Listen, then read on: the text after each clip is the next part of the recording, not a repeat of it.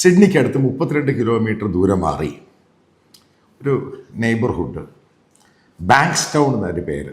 അവിടെ ഒരു ആശുപത്രിയിൽ ടിക്ടോക്കിൽ അവിടെയുണ്ട് 2 നേഴ്സുമാർ. 2 നേഴ്സിൽ ഒരാൾ അഫ്ഗാൻ സ്വദേശിയാണ് എന്ന് പറയുന്നു, ഒറിജിൻ. മറ്റേ ആ സ്ത്രീ എന്ന് പറയുന്നത് പലസ്റ്റീൻ.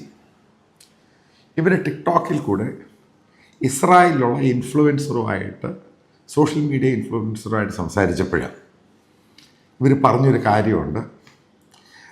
അവരുടെ ആശുപത്രിയിൽ ഒരാൾ ഡോക്ടറാണെന്നാണ് പറഞ്ഞാൽ മറ്റേ ആൾ നേഴ്സാണ്, പക്ഷേ 2 പേരും നേഴ്സാണ്.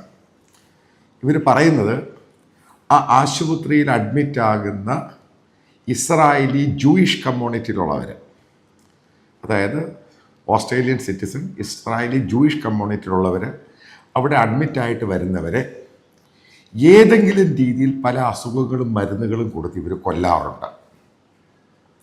അതായത് ഏറ്റവും വലിയ ആൻറ്റിസെമറ്റിക് സാധനം സോഷ്യൽ മീഡിയയിൽ കൂടെ പറഞ്ഞു.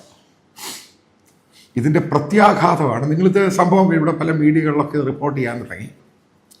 ഇതിൻ്റെ പ്രത്യാഘാതമാണ് നിങ്ങൾ അറിഞ്ഞിരിക്കട്ടെ എന്താണ് ഉണ്ടായത്.